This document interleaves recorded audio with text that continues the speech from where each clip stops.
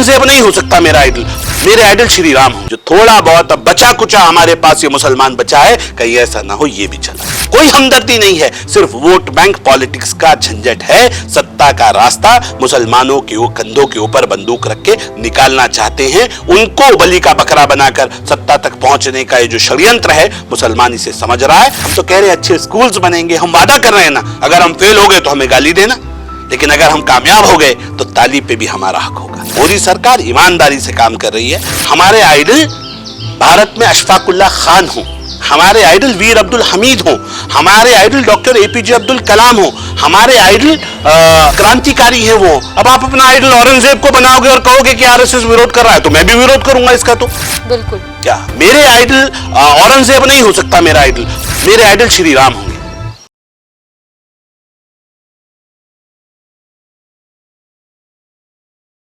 आप सभी दर्शकों को नमस्कार, मैं तुलसी और आप देख रहे हैं नेशन वन अनस्क्रिप्टेड।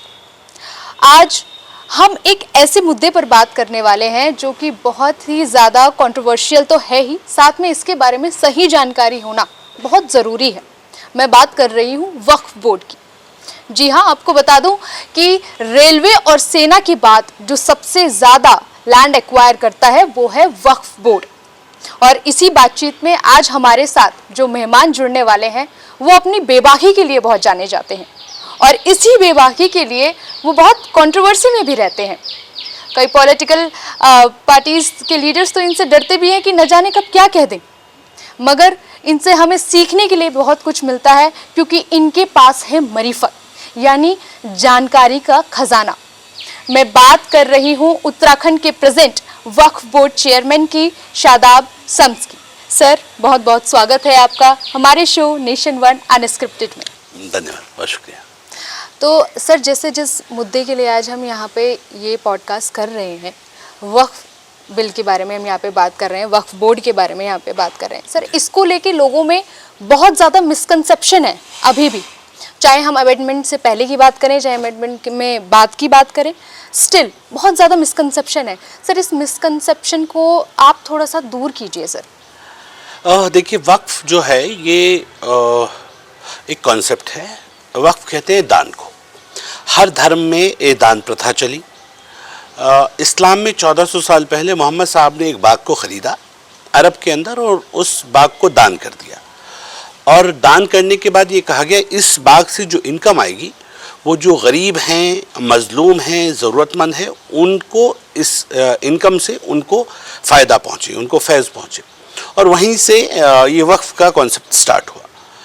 तो लोग ये मानते हैं कि जब हम इस दुनिया में आते हैं तो ये सभी धर्मों की मान्यता है, अक्सर जितना मैं समझ पाया हूँ, कि हम दुनिया में आते हैं, दुनिया में आने के बाद हमसे कुछ गलतियाँ होती हैं, जाने अनजाने में कुछ हो जाती हैं। तो हमारे मरने के बाद अगर हमारे पास एक्स्ट्रा प्रॉपर्टीज़ हैं, हम कुछ गरीबों के लिए छोड़ जाएं, तो उससे जो उन गरीबों को बेनिफिट मिलेगा, उनकी जो दुआएं मिलेंगी, उससे मेरे जो अपयश हैं, जो सिंस हैं या जो पाप हैं, वो कम हो जाएंगे और मुझे पुण्य मिल जाएगा। तो मुझे ईश्वर स्वर्ग में ऊंचा मकाम दे देगा, जन्नत मिल जाएगी, और मेरे जो गुनाह हैं वो मेरे पुण्य से समाप्त हो जाएंगे। तो एक सिंपल कॉन्सेप्ट वो जब 1400 साल से चलते चलते यहाँ तक आया, तो ये मुसलमानों ने उसे अपनी लाइफ का एक पार्ट बना दिया, मज़हब का एक हिस्सा बना दिया, और ये तय किया कि हम अपनी प्यारी चीज़ को गरीबों के लिए, क्योंकि इसमें एक सोशल सिस्टम भी है कि आपका पैसा आपका ही नहीं है, खाली उन गरीबों का भी हक है। तो इस्लाम ने कई सारे कॉन्सेप्ट दिए, जैसे इस्लाम ने कहा कि आपकी प्रॉपर्टी, आपकी इनकम के ऊपर 2.5% ज़कात आपको देना है, वो गरीबों का हक है। फिर कहा कि आपकी प्रॉपर्टी अगर एक्सेस प्रॉपर्टी आपके पास है तो आप कुछ ऐसा कर जाएं गरीबों के लिए कि वो भी उनकी भी अपलिफ्टिंग हो सके। तो वही कॉन्सेप्ट यहाँ आगे चलता रहा। तो जो अमीर लोग रहे उन्होंने गरीबों के लिए अपनी संपत्ति का कुछ अंश दान किया, उसको वक्फ कहते हैं। तो हिंदुस्तान में भी ये वक्फ चला, लेकिन वक्फ किसके लिए था? गरीबों के लिए, जो बेसहारा हैं, जो यतीम बच्चे हैं, जो बेवा बहनें हैं, जो जिनका कोई नहीं है, ऐसे बूढ़े बुजुर्ग हैं। तो वो वक्फ उनको ना मिलके, जो जिनका हक था उनको ना मिलके, कुछ अमीर लोगों ने उस पर डाका डाल दिया। आज इन उत्तर वर्षों में मैं ये कह सकता हूं कि ज़्यादातर कांग्रेस की और उनके जो तथाकथित सहयोगी उन्हीं की सरकारें रही, और आज तक वक्फ उन्हीं के पास रहा मोटे तौर पे, क्योंकि वक्फ के अंदर जो सिस्टम बनाया वो वक्फ का सिस्टम ऐसा था कि 2 मुस्लिम विधायक होने चाहिए, 2 मुस्लिम सांसद होने चाहिए, एक मुस्लिम सीनियर एडवोकेट होगा जो बार काउंसिल से जीत के आएगा, वो मेंबर होगा, एक मुतवल्ली जो मैनेजमेंट कमेटीज़ हैं वो मिलकर एक मुतवल्ली कोटा चुनेंगी, फिर एक मुस्लिम धर्म गुरु होंगे, एक शिया से होंगे, एक सुन्नी से होंगे, फिर उसका एक एक करते हुए समाज सेवी मुस्लिम होंगे। तो इस तरह का एक लाइन तैयार किया। अब इत्तेफाक से इसके ऊपर कहीं भारतीय जनता पार्टी कि बोर्ड ही नहीं बन पा रहे उत्तर प्रदेश में। जैसे मान लीजिए कि सरकार भारतीय जनता पार्टी की है, लेकिन पिछले 21-22 वर्षों से जो वक्फ बोर्ड के अध्यक्ष चले आ रहे थे वही हैं, जो मायावती जी की सरकार में थे वही अध्यक्ष हैं, जो फिर सपा सरकार में अध्यक्ष रहे वही हैं, फिर जो योगी 1 में अध्यक्ष रहे वही हैं, फिर योगी 2 में भी वही अध्यक्ष बने। तो क्योंकि उस कॉन्सेप्ट में बदकिस्मती कही है इस बात को कि मुस्लिम रिप्रेजेंटेशन भारतीय जनता पार्टी में मुस्लिम सांसद नहीं है, भारतीय जनता पार्टी में के मुस्लिम विधायक नहीं हैं। तो जब मुस्लिम विधायक नहीं है, मुस्लिम सांसद नहीं है, तो वो कोटा ऑलरेडी उनके पास चला जाता। जब उनके पास वो कोटा चला जाता है और उनके पास मुतवल्ली कोटा है और उनके पास बाकी कोटे हैं, तो वही जीत के आते हैं। तो उसमें सरकार चाह के भी वहाँ अपनी तरफ से अपने बोर्ड्स को नहीं बना पा रही है।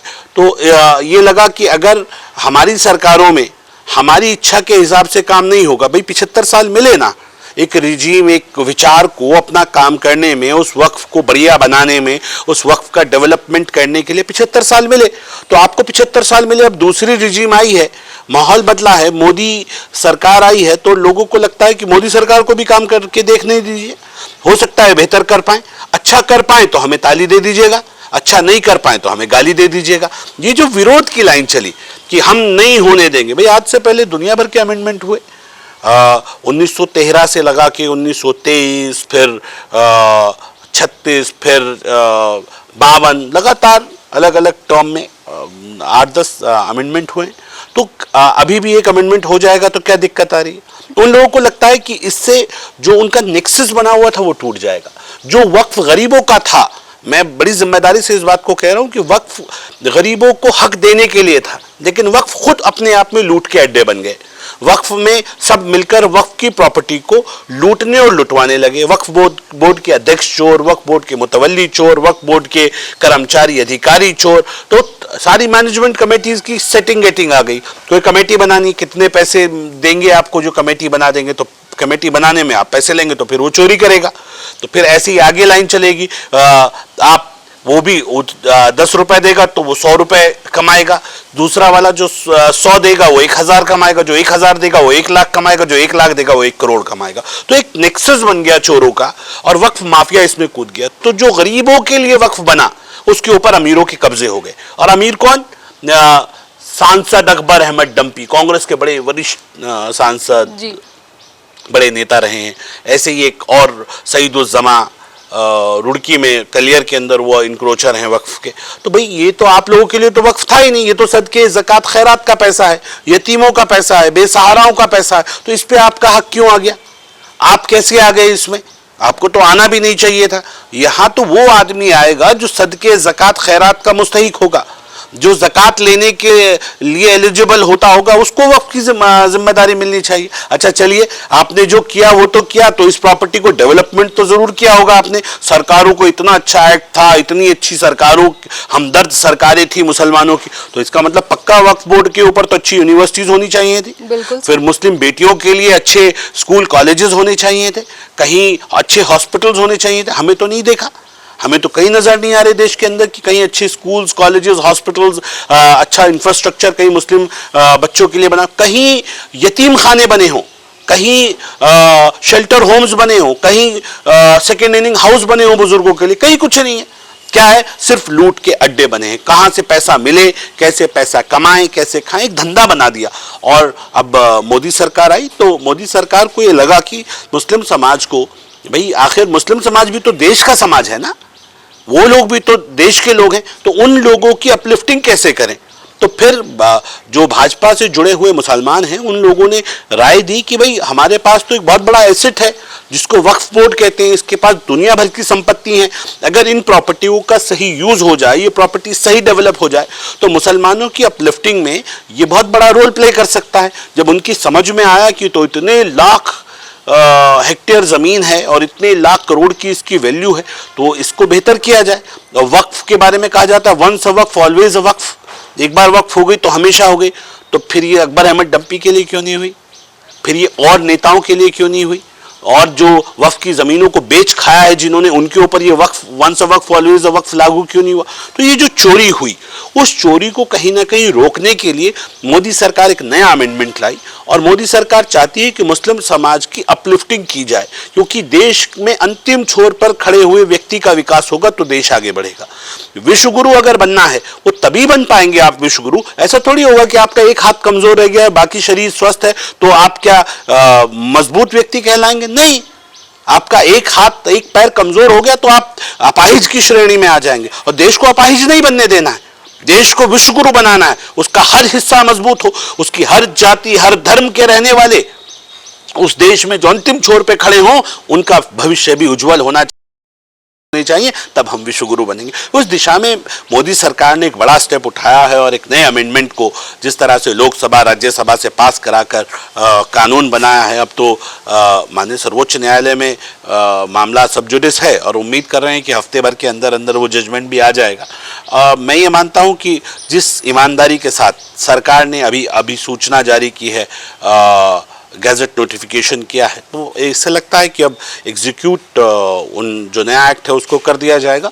जो उसमें संशोधन है उन जैसे ही जजमेंट आता है सर्वोच्च न्यायालय का, उन जजमेंट्स को जोड़ते हुए चीज़ें बेहतर हो जाएंगी। तो मुझे लगता है कि अब आपको इस प्रॉपर्टी पे जो 75 साल वर्सेस मोदी कार्यकाल, अब जो हुआ उसे तो जाने दीजिए, अब कब तक उसे रोते रहें कि क्या हुआ क्या नहीं हुआ, सब जानते हैं क्या हुआ।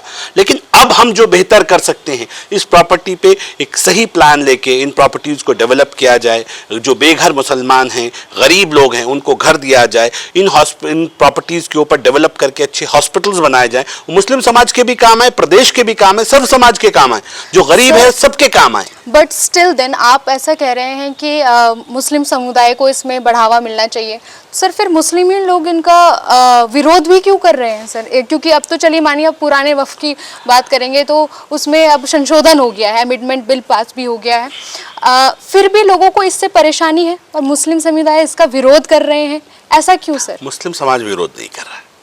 मैंने इससे पहले भी कई चैनल्स पे अपने स्टेटमेंट में कहा है, जो विरोध करने वाले हैं ये खालिस मुसलमान नहीं, या तो गुमराह किए गए मुसलमान हैं या ये पॉलिटिकल मुसलमान है। तो सर इन लोगों को गुमराह कौन कर रहा है इसके पीछे? मैं बता रहा हूँ, पॉलिटिकल मुसलमान है, वो जो वक्फ के बेनिफिशियरी हैं, वो जो वक्फ माफिया है, वो जो वक्फ का इंक्रोचर है वो कर रहा है। अब मान लीजिए कि 9 लाख वक्फ संपत्तियां हैं, वक्फ हैं, तो 9 लाख में एक में 10 भी हुए तो कितने हुए? तो वो लोग क्या करेंगे? उनका धंधा आप बंद करोगे तो वो भी तो परेशान होंगे ना। वो एक उसके साथ फिर वक्फ माफिया लगा है, एक एक प्रॉपर्टी के ऊपर बहुत सारे लोगों के कब्जे हैं और वो उसको अपनी प्रॉपर्टी मान चुका है, तो उसको ऐसा लगता है कि अब तो मेरी है और मेरी प्रॉपर्टी मुझसे चली जाएगी। तो जो अपनी मान चुका है जब उससे वापस ली जाएगी, गरीबों को दी जाएगी, तो उसको तो परेशानी होनी है ना, उसको तो पेट में दर्द होना है, तो इसीलिए वो पेट का दर्द हो रहा है। और मैं ये कह रहा हूँ कि जो पॉलिटिकल पार्टियां ये ड्रामा कर रही हैं, गोल टोपी मुसलमान को पहना के और रोड पे उतारी हैं, आपको मैं बता दूं ये गोल टोपी का सहारा लेकर जो पॉलिटिकल पार्टियां कूद रही हैं, हम तो कहते हैं दम नहीं है कि पॉलिटिकल पार्टियों में, लोकतंत्र है ना, सामने से लड़ाई लड़ी है ना।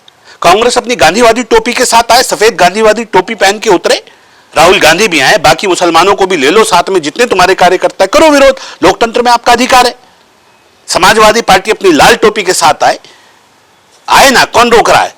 आरजेडी अपनी हरी टोपी के साथ आए, आम आदमी पार्टी अपनी टोपी के साथ आए, तो सारे रंग की टोपियां इनके पास हैं, टोपीबाजों के पास। तो हम ये कह रहे गोल टोपी का सहारा क्यों ले रहे हो? आओ ना ईमानदारी से। क्या मुसलमानों के वोट लेने के लिए आप हैं? क्या मुसलमानों की बात करने के लिए आप नहीं है? अगर मुसलमानों के साथ नाजायज हो रहा है, गलत हो रहा है, तो आइए ना अपनी पॉलिटिकल पार्टी के दम पे आगे। मुसलमानों को, अपने कार्यकर्ताओं को गोल टोपी पहना के भेज देते हैं और कहते हैं कि भाई ये मुसलमान विरोध कर रहा है। मुसलमान नहीं कर रहा है, वो गरीब पसमानदा जिसका हक था इस औकाफ के ऊपर, जिसको उसका अधिकार नहीं मिला आज इन 70-75 सालों में, वो आज अपने हक के लिए मोदी जी की तरफ देख रहा है। उसे उम्मीद है कि ये वक्फ अगर ईमानदारी से इस्तेमाल किया जाएगा तो हमारे बच्चों के भी अच्छे दिन आएंगे। सर, गरीब मुसलमानों को मोदी जी से बहुत उम्मीद है और इस अमेंडमेंट बिल का नाम भी उम्मीद रखा गया। तो सर, इससे पहले मोदी जी ने भी, आपने भी कहा कि अब मुसलमानों को मुख्य धारा में जोड़ा जाएगा। क्या इससे पहले मुसलमान मुख्य धारा में नहीं जोड़े गए थे? तो फिर सच्चर कमेटी की रिपोर्ट क्यों आई, और सच्चर कमेटी की रिपोर्ट में ये क्यों कहा गया, जिस तरह सच्चर की रिपोर्ट थी कि मुसलमानों के हालात दलितों से बदतर हैं? अगर इन 75 सालों में हमारे साथ इंसाफ हुआ होता तो आज हमारे हालात दलितों से बदतर कैसे हो गए? हमारे हाथ में, जिसके हाथ में कलम होती थी, जिनके हाथ में किताबें होती थी, आज उनके हाथ में हथौड़ा और छेनी बसौली कहां से आ गई? मजदूरी कर रहा है मुसलमान, मेहनत करते करते हाथों की लकीरें मिट गई उसकी, उसके बावजूद उसको चैन सुकून से पढ़ने नहीं दिया जाता, उसको एक तरफ सीमित करके रख दिया जाता है। आज उससे पूछिए ना, उसका क्या कसूर है कि उसे एजुकेशन से दूर रखा गया? बहाने अलग अलग, कहानियां अलग अलग। इसलिए हम कह रहे हैं क्या वन नेशन वन एजुकेशन नहीं होना चाहिए? मेरा मानना तो है वन नेशन वन एजुकेशन होना चाहिए। मेरे मदरसे के बच्चों को एजुकेशन से महरूम क्यों रखते हो? हर बच्चे को जो देश की शिक्षा है वो मिलनी चाहिए। उसके साथ जो मुसलमान है वो कुरान पढ़े सेकेंड हाफ में, जो हिंदू है वो वेद और पुराण पढ़े, जो सिख है वो श्री गुरु ग्रंथ साहिब पढ़े, जो क्रिश्चियन है वो बाइबल पढ़े, कोई दिक्कत नहीं ना। लेकिन एक चीज, एक एजुकेशन तो मैंडेटरी करो। इन बच्चों को क्या भविष्य देंगे हम? आप तो इनके भविष्य के साथ खिलवाड़ कर रहे हैं। आपके तो ट्रैक अलग जा रहा है। आप क्या करना चाह रहे हैं, देश को किस दिशा में लेके जाना चाह रहे हैं, ये किया आपने। वो मुसलमान जो अपनी काबिलियत के लिए जाना जाता था, आज वो सिर्फ एक बंधुआ मजदूर बन के रह गया। आपने केवल और केवल उसे एक वोट बैंक तक सीमित कर दिया। ये किया आपने मुसलमानों के साथ। क्या देश की आजादी के वक्त क्या संख्या होती थी सरकारी नौकरियों में? आज कहां है सरकारी नौकरी? एजुकेशन में मुस्लिम्स की परसेंटेज क्या होती थी, आज क्या है? कैसे हो गया? ये रहबर भी आप ही है ना। और हम तो लगातार कह रहे हैं कि लूट हुई है वक्फ में। अब ये जो लूट हुई, तो इधर उधर की ना बात कर, बता के औकाफ क्यों लूटा? मुझे रहजनों से गिला भी है और तेरी रहबरी पे सवाल भी। आज आम मुसलमान खड़े होकर पूछ रहा है, जो उस वक्त की सरकारें थी वो बताएं कि उनके शेल्टर में, उनके नेतृत्व में, उनकी राजनीतिक महत्वाकांक्षाओं के चलते कैसे मेरा वक्फ लूटा है, कैसे आपने लूटने दिया? ये गरीबों का हक था, उन तक पहुंचने से रोका है। वो गरीब, वो पसमानदा गरीब मुसलमान कभी आपको माफ नहीं करेगा। आपने उसके साथ छल किया है, उसके हक को अमीरों पे लुटवाया है। चंद परिवार लूट के बैठे उस प्रॉपर्टी को, कोई कहने सुनने वाला नहीं है। जो बोलता है वो उसको ऐसे डराते हैं, ऐसे धमकाते हैं, सर तन से जुदा हो जाएगा आप हक की बात करेंगे तो। सदके ज़कात खैरात का पैसा खाते हो, चंदाखोर आज हमारे ऊपर हमारे पुतले दहन कर रहे हैं, हम हक बात कर रहे हैं, तो ये बर्दाश्त नहीं हो रही। चिंता मत कीजिएगा, इस दुनिया में भी सजा मिलेगी जिन्होंने गरीबों का हक मारा है, और आखिरत में भी सजा मिलेगी। बख्शिश नहीं है उनके लिए, ना यहां, ना इस जहान में, ना उस जहान में। जिन्होंने खाया है, जिन्होंने लूटा है, उन्हें यहां भी हिसाब देना पड़ेगा और ऊपर भी उनका हिसाब होगा। उनके आगे आएगा, उनके बच्चों के आगे आएगा। ये सदके ज़कात का पैसा है, जिनका हक है, मोदी सरकार उनको दिलाना चाहती है। जिनके पेट में दर्द हो रहा है वो मुसलमानों के विरोधी हैं, वो मुसलमानों के दुश्मन हैं। वो चाहते नहीं हैं कि इस समाज का भला हो, इस समाज को अच्छी सिस्टम में समाज आए, ये मुख्य धारा में जुड़े, क्योंकि उनको इस कम्युनिटी को सिर्फ गुमराह करके अपना वोट बैंक पॉलिटिक्स करना है। सत्ता तक पहुंचने का रास्ता इस गरीब मुसलमान के ऊपर, इसके कंधे से होके जाता है। इसको पिटवाओ, इसका झगड़ा कराओ, इसके ऊपर केस दर्ज कराओ और इसके ऊपर रखो, अपनी पार्टी पे मत रखो। इसीलिए नहीं तो अपने डंडे के साथ आते ना। गोल टोपी का सहारा क्यों ले रहे? क्योंकि वो चाहते हैं मुसलमान पिटे, ये बदनाम हो, ये जेलों में जाए और इसके ऊपर अराजकता के आरोप लगे, इसके ऊपर देश जलाने के आरोप लगे, और जिनको सत्ता तक पहुंचना है वो उसका हमदर्दी बटोर कर, उसके बच्चों के आंसुओं के ऊपर सियासत करके वो सत्ता का रास्ता तलाश ले। लेकिन अब मुसलमान समझ रहा है, वो जाग रहा है, उसको मालूम है अगर एक अमेंडमेंट आया, हम ये कह रहे हैं मान लीजिए 1% मान लीजिए इसमें कोई कमी रह गई, जो मोदी सरकार अमेंडमेंट लाई है इसमें कोई कमी रह गई, तो क्या तरीका है? आपकी कभी सरकार आएगी, वैसे तो लगता नहीं आएगी, लेकिन अगर कभी आएगी तो आप उसे चेंज कर लीजिएगा। तो जो कानून लोकसभा राज्यसभा से बना वहीं से दोबारा उसमें संशोधन हो सकता है ना। तो आप ईमानदारी से कोशिश कीजिए, let the people of India decide कि हम सही है कि गलत, लेट द मुस्लिम्स डिसाइड कि हम सही है कि गलत, लेकिन दूसरे पक्ष को काम तो करने दीजिए। आप तो काम करने ही नहीं दे रहे। आप तो जो मोदी सरकार के मुस्लिम कम्युनिटी के लोग हैं, जो अपनी कम्युनिटी को, मुस्लिम कम्युनिटी को, वो भी चाहते हैं कि उनकी अपलिफ्टिंग हो और हमारे ऊपर, हमारे पास भी श्रेय आए, हम भी दुनिया को दिखा सके, देखो ये जो ये नहीं कर पाए वो हमने करके दिखाया। हो सकता है मुस्लिम समाज हमारे साथ जुड़ जाए। इनको डर है क्योंकि इन्होंने चोरी की है और इनको ये लगता है कि अगर ये भेद खुल गया और वाकई मोदी सरकार मुसलमानों के हक में कुछ बेहतर कर गई, तो फिर जिस वोट बैंक की राजनीति हम कर रहे हैं, जो थोड़ा बहुत अब बचा कुचा हमारे पास ये मुसलमान बचा है, कहीं ऐसा ना हो ये भी चला जाए। इसलिए परेशानी है, कोई हमदर्दी नहीं है, सिर्फ वोट बैंक पॉलिटिक्स का झंझट है। सत्ता का रास्ता मुसलमानों के कंधों के ऊपर बंदूक रख के निकालना चाहते हैं। उनको बलि का बकरा बनाकर सत्ता तक पहुंचने का ये जो षड्यंत्र है, मुसलमान इसे समझ रहा है। अब इनके बहकावे में आने वाला नहीं है। वो इंतजार कर रहा है कि सही एक्ट आए। एक्ट आने के बाद उसको, हम कह तो रहे ना, आएगा सही तो देखने तो दो, काम तो करने दो। हम तो कह रहे हैं अच्छे स्कूल्स बनेंगे, हम वादा कर रहे हैं ना। अगर हम फेल हो गए तो हमें गाली देना, लेकिन अगर हम कामयाब हो गए तो ताली पे भी हमारा हक होगा। मोदी सरकार ईमानदारी से काम कर रही है। मेरे युवा मुख्यमंत्री पुष्कर सिंह धामी का बिल्कुल स्पष्ट मत है, सही को छेड़ना नहीं है, गलत को छोड़ना नहीं है। तो जो सही होंगे उनको बिल्कुल नहीं छेड़ा जाएगा और जो गलत होंगे उनको बिल्कुल नहीं छोड़ा जाएगा, ये तय है। बिल्कुल सर, आपने अभी बात कही कि इस बिल, अमेंडमेंट बिल की आपने बात करी कि लोकसभा और राज्यसभा से पास हुआ है। इसी बात से एक बात, मुझे एक बयान याद आ रहा है तेजस्वी यादव जी का, कि उन्होंने कहा कि अगर बिहार में हमारी सरकार आ गई तो इस बिल को हम कूड़ेदान में फेंक देंगे।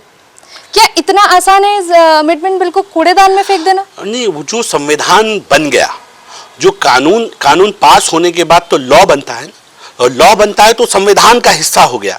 आप संविधान को कूड़े मैदान में फेंकने की बात कर रहे हैं, और यही तो किया आपने संविधान को हमेशा कूड़ेदान में ही समझा। इसलिए आपने जो किए, जो कुकृत्य आपने किए, वो देश ने देखे हैं। मुझे लगता है कि जो लोग भ्रष्टाचार में अकंठ डूबे रहे हों, जिन लोगों ने संविधान को अपनी बपौती मान लिया हो, हमने बहुत सारे युवा देखे, तेजस्वी यादव के अलावा और भी परिवारवाद के बहुत बड़े प्रमुख चेहरे हैं जिनको हमने संविधान को फाड़ते हुए, संविधान की प्रतियों को संसद में फाड़ते हुए देखा। तो उनसे ये उम्मीद की जानी कि वो लोकतंत्र की बात करेंगे, वो ईमानदारी की बात करेंगे, मुमकिन नहीं है। लोकतंत्र में आप जो इमरजेंसी लगाने वाले लोग हैं, आज वो संविधान की बात कर रहे हैं, वो उसकी दुहाई दे रहे हैं, तो ये समझ लीजिएगा दुकान उनकी बंद होने के बिल्कुल करीब है। सर, आपने भी मदरसों की बात करी कि उसमें बच्चों को पढ़ाया जाएगा, अच्छी तालीम दी जाएगी। अभी सर कल की बात है, एसटीएफ ने एक झांगुर नाम के मौलवी को गिरफ्तार किया है सर मदरसे में, और उन पर आरोप ये है कि उन्होंने उनको 100 करोड़ रुपए मिले थे, और क्या आरोप है कि धर्म परिवर्तन करवाते थे सर वहाँ पे मदरसों में हिंदू लोगों का। क्या कहेंगे सर? देखिए, मैं ये कहता हूँ कोई भी व्यक्ति जबरन किसी का धर्म परिवर्तन करा रहा है, इसके लिए देश में अलग अलग कानून हैं। और मैं ये कह रहा हूँ कि अपने संभल नहीं रहे हैं, दूसरों का धर्म परिवर्तन कराने चले हैं, ये नहीं होना चाहिए। आप अपने मजहब की इज्जत करें, हर धर्म से प्यार करें। धर्म किसी के ऊपर थोपा नहीं जा सकता। धर्म वो है जिसको धारण किया जा सकता है। जो लोग पैसे लेके लालच में धर्म परिवर्तन भी कर लेते हैं, वो बाद में वापस उसी धर्म में वापस चले जाते हैं। तो ये जो कर रहे हैं, ये अगर कर रहे हैं तो मुझे लगता है कि एक दुकान होगी और इसको बहुत सीरियसली लेने की आवश्यकता नहीं है। आज देश में लोग पढ़े लिखे हो गए हैं और इतने समझदार हैं कि अलग अलग समाज के लोगों ने अलग अलग तरीके से लोगों के धर्म परिवर्तन कराए। लेकिन आप मुझे कितना भी समझा लें, मैं जिस समाज में रहता हूँ, वहाँ जिस धर्म को मैं मान रहा हूँ, ये धर्म मानना कोई किसी का ज़बरदस्ती नहीं मान सकता। धर्म कहते हैं धारण करने को, और जो धारण कर रहा है तो वो किसी के कहने से धारण नहीं करेगा, किसी लालच में नहीं करेगा, और करेगा लालच में तो उसको बहुत लंबे वक्त तक पकड़ के नहीं रखेगा। मुझे लगता है कि ऐसे कोई भी व्यक्ति किसी भी धर्म में हो, मैं क्योंकि को एजुकेशन से मेरी कोएड से मैं पढ़ा हूँ, तो मैं ये कह सकता हूँ कि मैं हमेशा ये मानता हूँ कि धर्म में ज़बरदस्ती नहीं होती। अगर कोई लड़का किसी लड़की से प्यार करता है, कोई लड़की किसी लड़के से प्यार करती है और वो उससे शादी करना चाहती है, तो बिना धर्म बदले भी शादी कर सकती है। आपको उसका धर्म बदलवाने की आवश्यकता नहीं है ना। बिल्कुल। आप उसको उसके धर्म में रहने दीजिए, आप अपने धर्म में रहिए, आप अपने हिसाब से चलिए उसे, और कल को दोनों को जो अच्छा लगे बच्चों को उनके हिसाब से फॉलो करने दीजिए। ये हमारी साझी सभ्यता है, ये हमारा भारतीय कल्चर है। इस कल्चर में आप जो थोप रहे हैं ये नहीं होना चाहिए। सर, आपने एक और बात कही थी अभी बातचीत में कि आप मदरसों में गीता पढ़ाने की बात आप कर रहे थे। सर, एक नेता होने के नहीं, एक मुसलमान होने के नाते आपसे ये चीज़ जानना चाहूँगी कि अल्लाह से, इस्लाम में अल्लाह से ऊपर तो किसी को नहीं माना जाता, फिर मदरसों में गीता पढ़ाने की बात जायज़ है बच्चों को? देखिए, दो चीज़ें, मैंने कभी नहीं कहा कि हम गीता पढ़ाएंगे मदरसों में। हमने कहा हम मदरसे में श्री राम को पढ़ाएंगे, और फिर हमने कहा कि हम मदरसों में एनसीईआरटी का सिलेबस लागू करेंगे, और एनसीईआरटी के सिलेबस में श्री राम भी हैं, श्री कृष्ण भी हैं, भगवान बुद्ध भी हैं, गुरु नानक देव भी हैं, मोहम्मद साहब भी हैं, सबको पढ़ाएंगे ना, सब कुछ पढ़ेंगे। अब बेवकूफ़ बन के नहीं जीना है ना, समझ के जीना है। आपको ऐसा किस बात का डर है कि कोई अगर दूसरे धर्म को पढ़ लेगा तो वो उसका हो जाएगा? अगर इतना धर्म कमजोर है तो हमें अपने धर्म को छोड़ के भाग जाना चाहिए, जो लोग विरोध कर रहे हैं। सबको पढ़ो, चतुर्वेदी बनते हैं लोग, चारों वेदों को पढ़ते हैं, तो क्या वो अपने धर्म पे चलने लायक नहीं रहते? मैंने ऐसे ऐसे प्रकांड पंडित देखे हैं जिनको कुरान की भी नॉलेज है, बाइबल की भी नॉलेज है, वो अपने धर्म पे चल रहे हैं। तो सब कुछ पढ़ने के बाद आपके चक्षु खुलते हैं, आपकी नॉलेज है, वो आप उससे और बेहतर देख सकते हैं। तो आपका ये कहना कि आप किसी धर्म को पढ़ के अपना धर्म भूल जाएंगे, ये मुमकिन नहीं है। और मैं ये कहता हूं कि हम भारत में रहते हैं, हमने भारतीय संस्कृति को जिया है, हम भारतीय मुसलमान हैं, हम अरब नहीं हैं। अरब को अरबी पे नाज है, अपने कल्चर पे नाज है, अंग्रेज को अंग्रेजी पे नाज है, अपने वेस्टर्न कल्चर पे नाज है। मैं भारतीय हूं, मुझे भारत पे नाज होना चाहिए, अपने भारतीय संस्कृति पे नाज होना चाहिए। मैं दूसरे के कल्चर को अडॉप्ट क्यों करूं? मेरा मानना है, मेरे बड़ों ने किस परिस्थितियों में भारत में अपना धर्म बदला, ये अलग विषय है। हिंदुस्तान के अंदर जो बड़ी आबादी है, खासकर पसमानदा मुसलमान जो हैं, वो 99.9% कन्वर्टेड मुसलमान हैं। तो वो उन्होंने अपना धर्म बदल दिया, यानी कि पूजा पद्धति का तरीका बदल दिया। ईश्वर तो एक ही है, कुरान भी कहता है अशहदु अल्ला इलाहा इल्लल्लाह एकम सत्य विप्रो महादावादिन्ति, एक ही सत्य है कि भगवान एक है। कुरान भी वही कह रहा है, बाइबल भी वही कह रहा है, वेद और पुराण भी वही कह रहे हैं। ये तो मनुष्य की अपनी एक सोच बैठ गई है, और हम कहते हैं अल्लाह अल्लाह। अलग अलग नाम दुनिया में दिए, हमने जिसको खुदा माना, जिसे नमाज है, नमाज संस्कृत का शब्द है, इसका मतलब होता है नमः प्लस अज। बिल्कुल। नमः नमस्कार उसको जो अजन्मा है, तो परमपिता परमात्मा जो अजन्मा है, जो सृष्टि का रचयिता है, उसको हम अल्लाह कहते हैं, आप उसको ईश्वर कहते हैं, परमपिता परमात्मा कहते हैं, कोई उसको गॉड कहता है। आपके बदलने से वो नहीं बदलेगा। आप किसी को सूर्य कहें, कोई शम्स कहे, कोई सन कहे, अरे वो तो एक ही है ना, सुबह को निकलता है, सब देख लें, अपनी अपनी भाषा में बोलते रहिए। कोई जन्नत कहे, कोई स्वर्ग कहे, कोई हेवन कहे, वो एक ही होगी। मुझे ऐसा लगता है ये दुकानें, अपनी अपनी दुकानें लोग चलाते हैं, वो चलाते रहें। असली फर्ज धर्म का ये है, एक बहन बेटी के साथ कुछ लोग गलत कर रहे हैं, उस बहन बेटी की आबरू को बचाना ये धर्म है। यह अधर्म करने वालों को धर्म सिखाना है, और धर्म केवल इंसान को बेहतर रास्ते पे लेके जाता है। अधर्म अधर्म होता है। लोग, बहुत सारे लोग इस्लाम को मिसइंटरप्रेट करते हैं। लोग कहते हैं कि कुरान कहता है कि ये कुफ्र है, काफिर को मार दो। तो काफिर कौन? काफिर कहते हैं अधर्मी को, कुफ्र कहते हैं अधर्म को। वही जो भगवान श्री कृष्ण ने कहा अधर्म के खिलाफ, अर्जुन को कहा उठाओ गांडीव, युद्ध करो, अधर्म के खिलाफ युद्ध करना है, चाहे आपके अपने भी हों। तो अधर्म अधर्म है। वो किसी धर्म, आपके घर में भी राम और रावण आपके घर में पैदा होंगे, आपको तय करना है आप राम के साथ खड़े होंगे कि रावण के साथ। आपके घर में हुसैन और यजीद आपके घर में पैदा होंगे, आपको तय करना है आप हुसैनियत के साथ हैं कि यजीदियत के साथ हैं। आपके घर में फिरौन और मूसा आपके घर में पैदा होंगे, आपको तय करना है आप फिरौन के साथ हैं कि आप मूसा के साथ हैं। धर्म हमेशा अच्छाई सिखाता है। हाँ, कुछ लोग हैं जो अन्याय के नाम पर अपनी धर्म की दुकानें चला रहे हैं। वो किसी भी धर्म में हो सकते हैं, और ऐसे धर्म से किसी अच्छे व्यक्ति का कोई लेना देना नहीं हो सकता। सर, जैसे वक्फ बोर्ड की मीटिंग्स होती हैं, तो उसमें ये तय किया जाता है किसको क्या देना है, या फिर ये भी लकी ड्रॉ की तरह होता है, लकी ड्रॉ निकाल देते हैं उसमें? नहीं, वक्फ में तो कभी भी कुछ दिया जाता है तो जैसे आप देने का विषय अगर आप देखें तो देने के क्राइटेरिया होते हैं। अगर वक्फ की संपत्ति है और वक्फ की संपत्ति किसी को लीज करना है तो उसका प्रॉपर लाइन के ऊपर अखबारों में उसका ऐड जाएगा, उसको पब्लिश किया जाएगा और उसमें तमाम लोगों को इनवाइट किया जाता है। लोग अपनी अपनी बोली लगाते हैं तो जो मैक्सिमम वक्फ बोर्ड को दे पाएगा उसको वो लीज चली जाती है। तो उसका एक सिस्टम होता है, किसका कैसा प्रोजेक्ट आया, वो वक्फ बोर्ड के हित में है कि नहीं है। तो अभी तक क्योंकि उत्तराखंड में जब से हम बने तब से तो कोई लीज हुई नहीं है, कोई अमेंडमेंट कुछ नए तरीके से हुआ नहीं है। इस अमेंडमेंट का इंतजार था तो अब नया अमेंडमेंट आया है। नए अमेंडमेंट के साथ आगे कैसे होगा सरकार के साथ मिलकर तय करेंगे।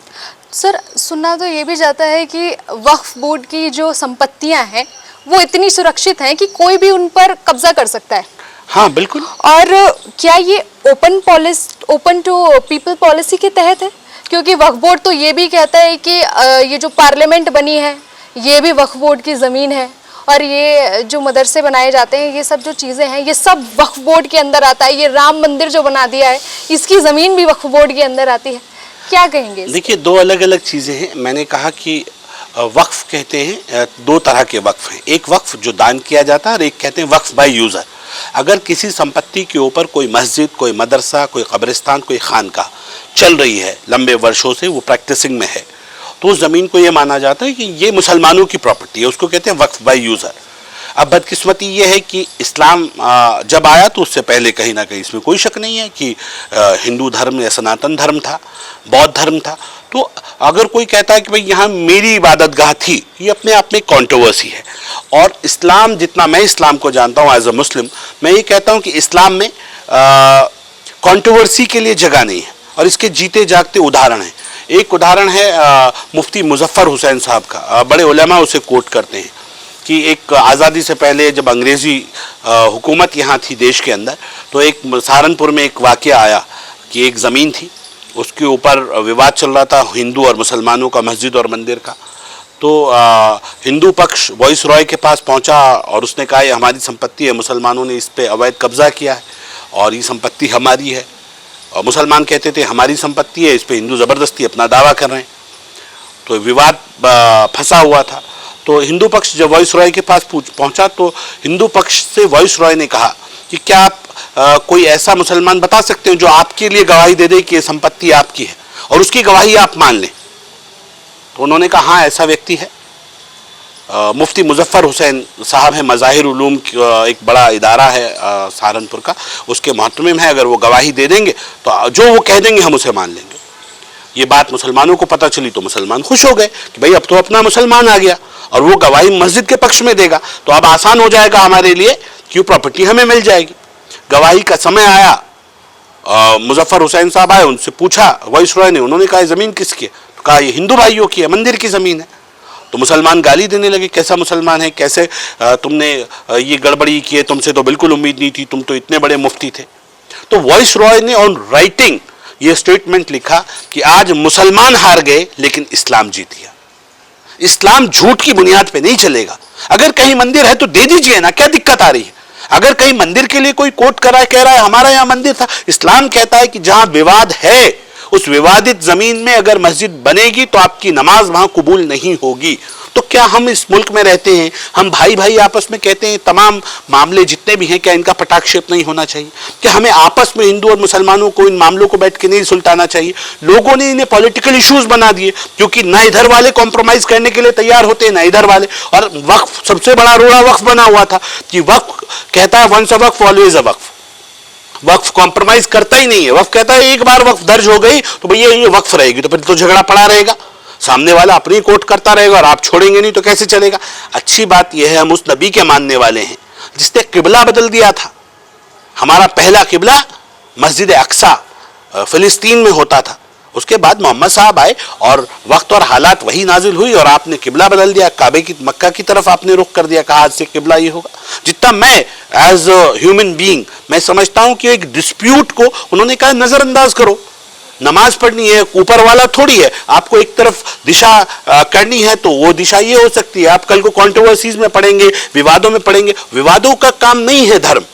धर्म तो विवादों को सुलझाने के लिए है, विवाद पैदा करने के लिए धर्म नहीं है। और मैं ये मानता हूं कि आज के दौर में जो पढ़ा लिखा समाज है, जो लोग दुनिया को देख रहे हैं, दुनिया को समझ रहे हैं, आज तो सबके हाथ में इंटरनेट आ गया है। अब लोग इंटरनेट के माध्यम से हर मजहब को जानते हैं, उसे पढ़ने की कोशिश करते हैं, उसे समझने की कोशिश करते हैं, उसकी अच्छाई और बुराई को समझते हैं। मुझे लगता है आज के दौर में किसी को गुमराह नहीं किया जा सकता। और सब लोग, जो लोग आज से पहले जो समाजों के हाल होते थे, अब वो होने वाले नहीं हैं। अब तो लोग जागरूक हो गए हैं, बच्चे इंटरनेट के ऊपर चीज़ों को समझ रहे हैं, देख रहे हैं। और मुझे लगता है कि अब दौर बदल रहा है। बदलते दौर के साथ अगर लोग नहीं बदलेंगे तो मुझे लगता है जो दौर बदल रहा है वो उन लोगों को बदलने पे मजबूर कर देगा। सर, आपने भी कहा कि सोशल मीडिया पर इतने लोग जागरूक हो चुके हैं, इंटरनेट पर पढ़ते हैं। सोशल मीडिया की बात करूंगी सर, आए दिन हम कुछ ना कुछ ऐसा ज़रूर देखते हैं जिसमें अभी कुछ दिन पहले ही मैंने देखा था, एक मुसलमान ही था वो, और तिरंगे झंडे को उसने अपने पैर के नीचे दबाया हुआ था और गीता हाथ में पकड़ी हुई थी और उसमें वो चाकू डाल रहा था। सर, ऐसे लोगों की विचारधारा, हमारे युवा की मैं बात कर रही हूँ, काफ़ी यंग था वो लड़का, ऐसी विचारधारा है, तो इस विचारधारा के साथ कैसे देश आगे बढ़ पाएगा? देखिए, ऐसे लोगों के सोशल बाइकॉट समाज को भी करना चाहिए और ऐसे लोगों के खिलाफ सख्त कार्रवाई करनी चाहिए जो दूसरों के धर्म को अपमानित करते हैं, उसे हर्ट करते हैं। कुरान में एक आयत नाजिल हुई, लकुम दीनुकुम वलिय दीन, आपका दीन आपके साथ, मेरा दीन मेरे साथ, आपका धर्म आपके साथ, मेरा धर्म मेरे साथ। धर्म में बहस नहीं होनी चाहिए। आपकी ईश्वर को मानने का तरीका अलग हो सकता है, आप साकार को मान रहे हैं, मैं निराकार को मान रहा हूं, इसमें कौन सी आफत आ गई? ये तो कोई बड़ी बात नहीं है। लेकिन दिक्कत ये आ रही है कि सिर्फ मैं ही सही हूं, ये नहीं चलेगा। बहुत सारे लोग हैं जो इस तरह की अपमानित करने की साजिशें करते हैं। बहुत सारे एक्स मुस्लिम घूम रहे हैं आजकल, उन्होंने ठेका ले रखा है वो मुसलमानों को और कुरान की कमियों को और मुसलमानों की कमियों को उजागर करते हैं। ये भी गंदगी है। ऐसे लोगों को जो बुराई करते हैं, ऐसे लोगों को जो बुरा कहने वाले हैं, अपने धर्म के नहीं हुए जो, वो दूसरों के क्या होंगे, ऐसे लोगों से भी आपको बचने की जरूरत है। और ये समाज को दूषित कर रहे हैं, प्रदूषित कर रहे हैं। ऐसे लोग जो समाज को नुकसान पहुंचा रहे हैं, ऐसे लोगों से हम सब लोगों को बच के रहना चाहिए। ये किसी के सगे नहीं है। छोटी छोटी टीआरपी के लिए मीडिया भी कई बार गलत चीज़ों को प्रमोट करता है, गलत चीज़ों को दिखाता है। चौथा स्तंभ है, उसकी भी जिम्मेदारी बनती है कि ऐसे गलत करने वालों को सजा मिले और ऐसे लोगों को बहुत ज़्यादा प्रमोट ना किया जाए। हमने देख रहे हैं, हम आज की डेट में जो जितना ज़्यादा दूसरे के धर्म के बारे में गालियाँ देता है, बुरा कहता है, उसको हाईलाइट कर लिया जाता है। जो बेचारे अच्छी बातें कह रहे हैं उसको मीडिया भी नहीं दिखाता है। मीडिया देश का एक बड़ा स्तंभ है। मीडिया को भी अपने अंदर अपनी कार्यशैली में बदलाव लाने की आवश्यकता है। ये देश सबका है और इस देश को बेहतर बनाने की जिम्मेदारी भी सबकी है। ये नहीं चलेगा कि हम औरों पे उंगली उठाते रहें और अपने आप को हम सही जस्टिफाइड करते रहें। ये भी ठीक नहीं है। मुझे लगता है कि जब समाज को सही आईना दिखाना हो, इंग्लिश में एक कहावत है, beauty lies on the eyes of the beholder, देखने वाले की आंखों में खूबसूरती होती है। तो आप जैसा देखना चाहेंगे वैसा आपको दिखाई देगा। दुनिया के अंदर, देश के अंदर अच्छे लोग भी हैं, बुरे लोग भी हैं। मुझे लगता है जिस दिन देश के लोगों ने ये तय कर लिया हम अच्छाई को प्रमोट करेंगे और बुराई को कंडम करेंगे, तो मुझे लगता है उस दिन देश बहुत पॉजिटिव नोट्स के साथ आगे बढ़ेगा। मैं ये ज़रूर मानता हूँ कि हमने बहुत तेज़ी के साथ, भारत ने विश्व में अपनी पहचान बनाई है। बहुत तेज़ी के साथ भारत अपनी अलग पहचान के साथ आगे बढ़ रहा है। पूरी दुनिया की निगाहें भारत की तरफ हैं और भारत के अंदर अभी भी ये छोटी छोटी मानसिकता, गंदगियों के साथ लोग आपस में उलझे हैं। कई बार बहुत सारे लोग गलतफहमी, मैं तो ये कहता हूँ कि मैंने संघ को बहुत, भारतीय जनता पार्टी में होने की वजह से बड़ी करीबी से मैंने संघ को जाना है। संघ ने लोगों के अंदर से गंदगियों को साफ किया है, जातिवाद को समाप्त किया है, लोगों को एकजुट किया है। मुस्लिम समाज को भी संघ से सीखना चाहिए। सर, लोग तो ये भी कह रहे हैं कि आप आरएसएस का एक एजेंडा लेके चल रहे हैं और ये अमेंडमेंट इस तरीके से किया गया है कि आरएसएस की विचारधारा को देश पर राष्ट्रीय स्वयंसेवक संघ राष्ट्रवादी विचारधारा की एक आइडियोलॉजी है। मुझे लगता है कि अगर कोई लोगों को जोड़ने का काम कर रहा है तो ये तो अच्छी पॉजिटिव नोट की बात है।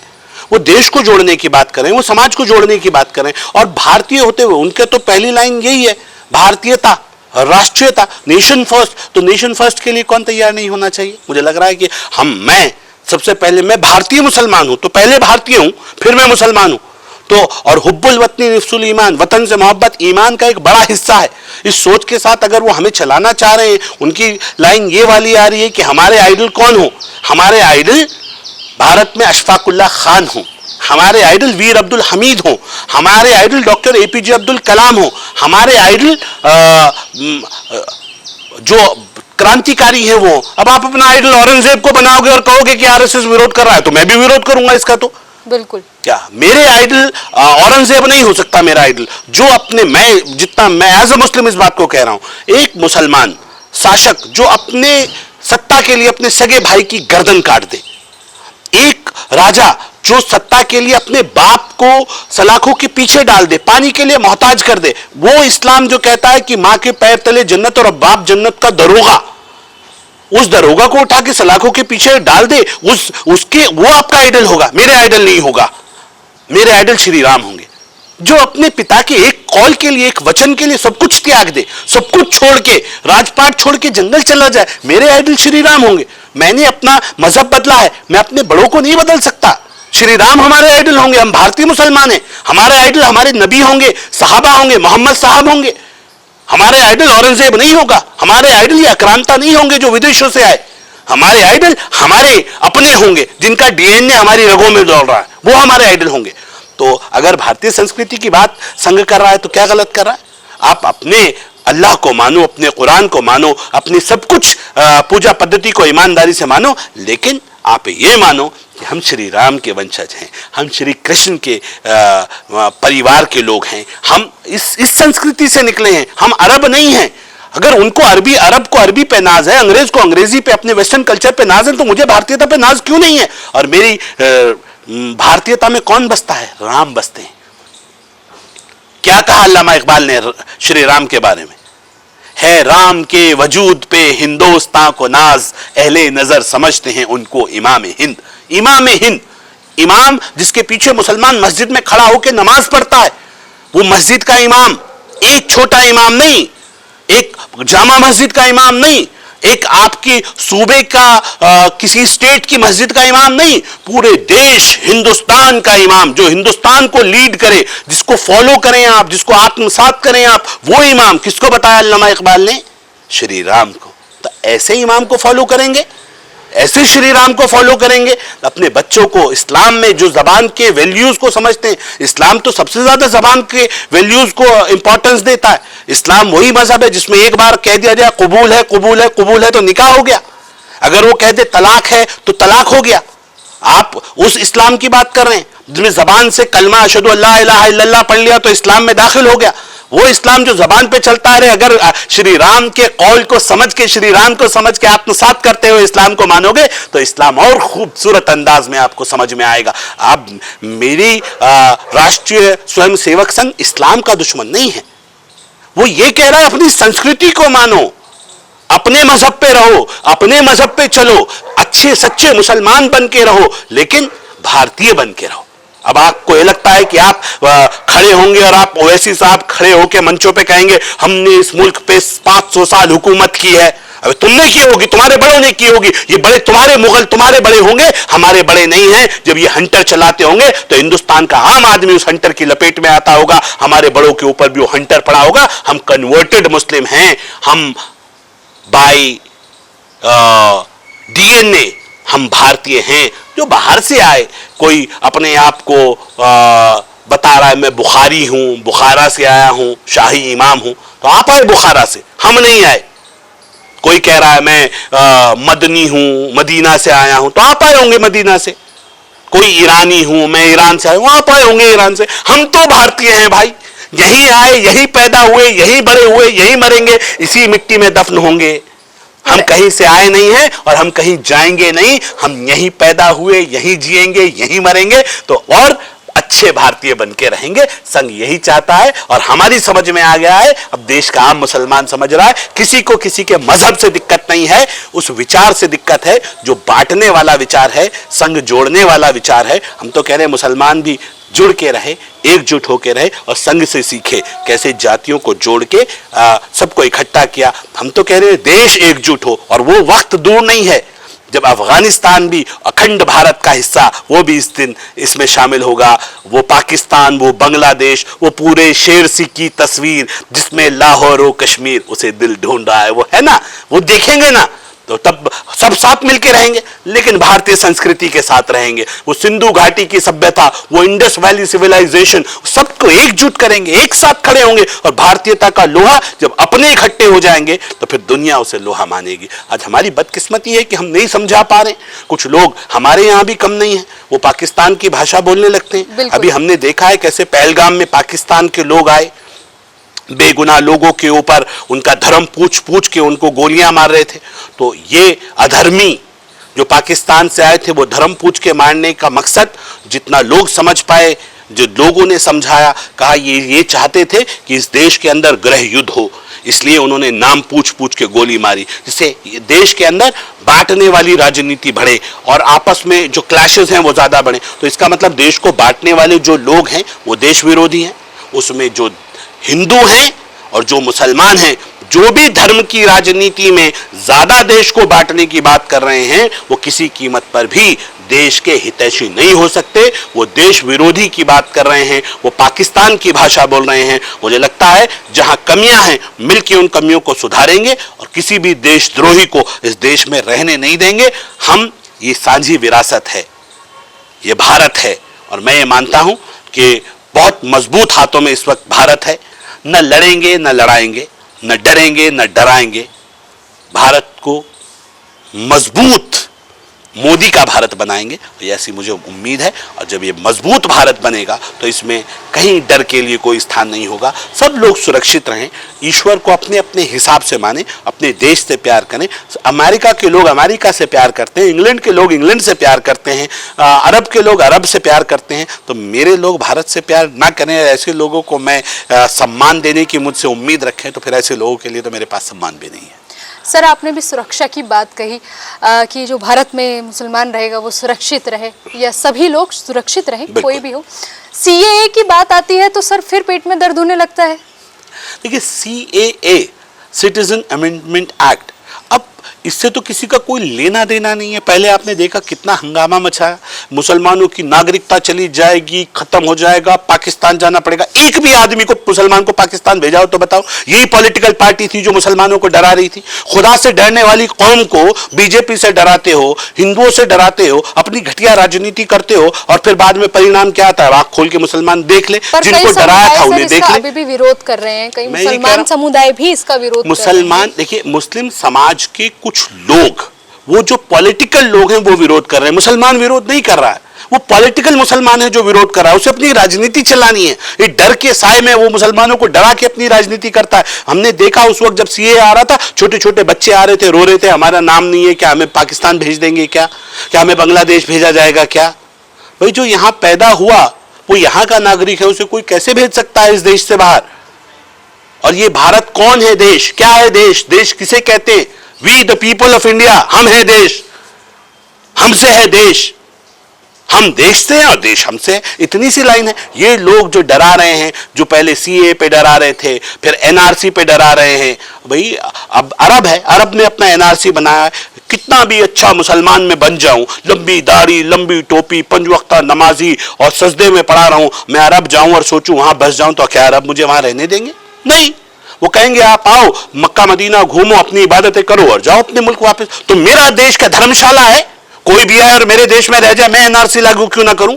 एनआरसी होता है अपना एक रजिस्टर्ड बनता है, जो मेरे हैं वो मेरे यहां रहेंगे। हम अनाथालय हैं क्या? कोई भी रोहिंग्या आ जाए, कोई भी बांग्लादेशी आ जाए, कोई भी फला आ जाए, क्यों आ जाए?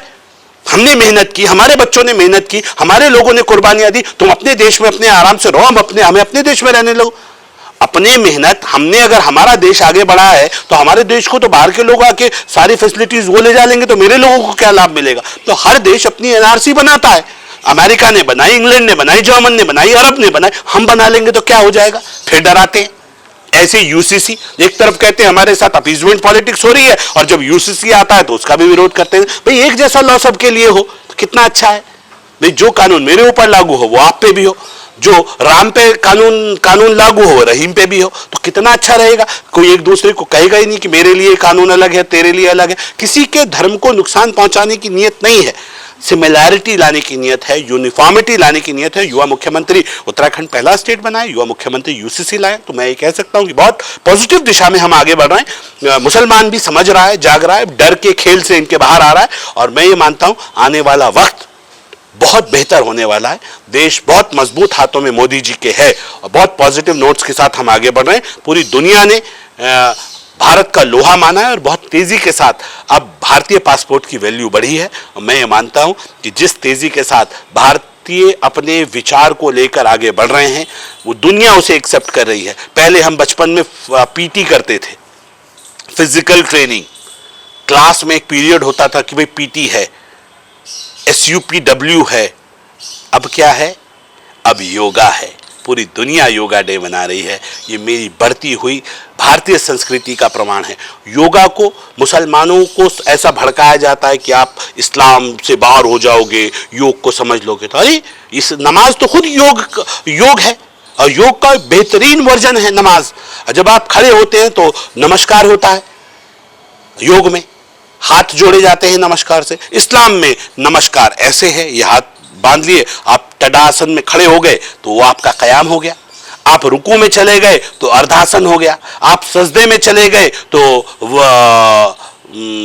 बाला आसन हो गया। आप अतहियात की मिक़दार में बैठ गए तो व्रजासन हो गया। और आपने मूलाधार चक्र एक्टिवेट करना है तो एड़ी खड़ी करके आप जब बैठते हैं, नमाज में नीचे बैठते हैं, तो मूलाधार चक्र एक्टिवेट होता है। तो अगर मुसलमान इन चीजों को बेहतर तरीके से समझ जाए, आप ओम का जाप करें, आप अल्लाह का कर लीजिए, लेकिन योग हमारा है भाई।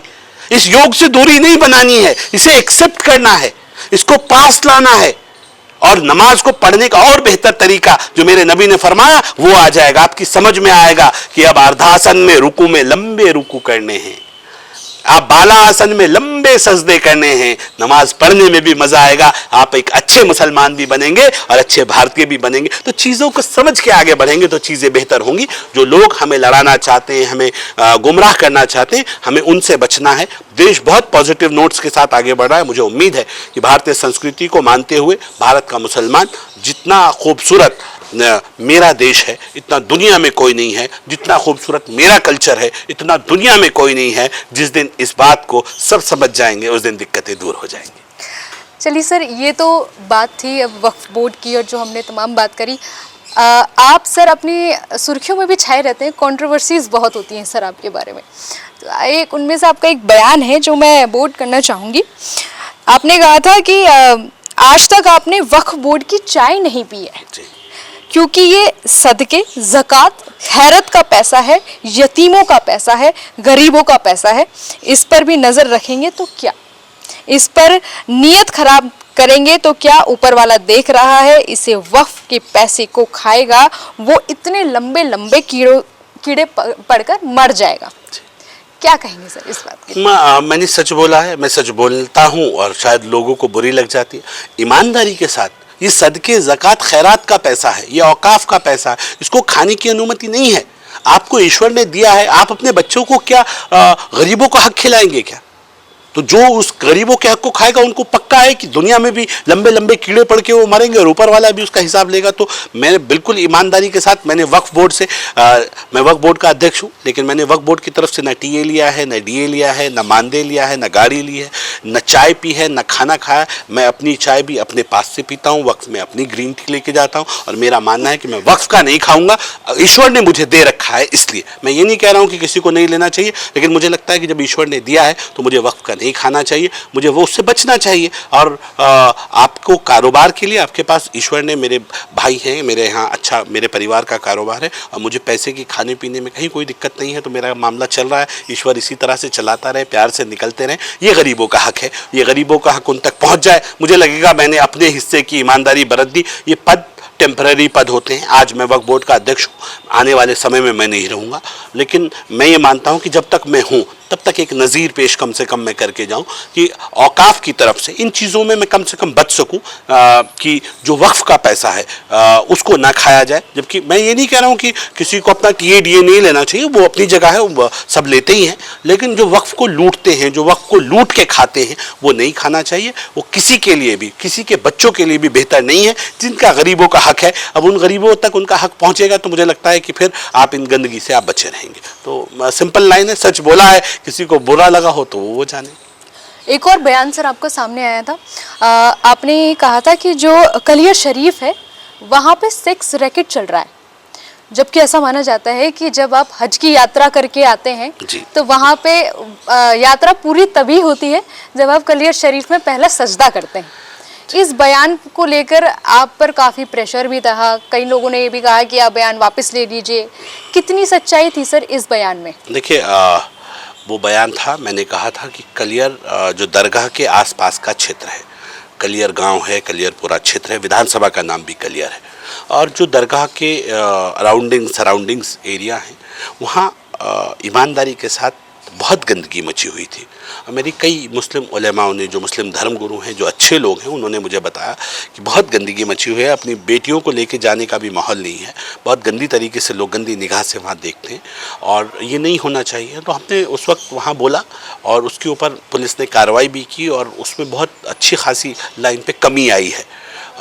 वहाँ ड्रग्स का भी एक बड़ा सिंडिकेट कलियर में बना, उसके ऊपर भी सरकार बहुत सख्त तरीके से, ड्रग्स भी वहाँ पे सर इस तरीके की घटनाएं भी वहाँ वो लगातार वहाँ होती हैं और उसके ऊपर भी सरकार ने बहुत सख्त कार्रवाई की। वहाँ के जो एसएसपीज़ हैं, जब मैंने स्टेटमेंट दिया उसके बाद बड़ी सख्त कार्रवाई सरकार ने की।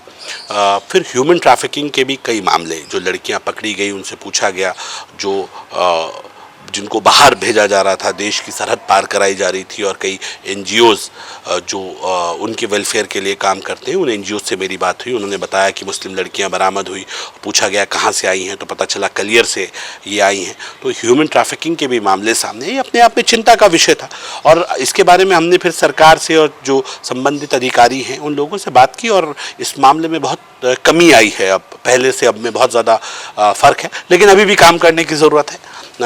ईमानदारी और सच्चाई ये कहती है कि अगर आप किसी चीज़ को गलत बोलने का दम नहीं रखेंगे तो वो गलत कभी सही नहीं हो सकता। तो इतना दम आप में होना चाहिए कि आप गलत को गलत बोलें तो स्टैंड पे खड़े रहें।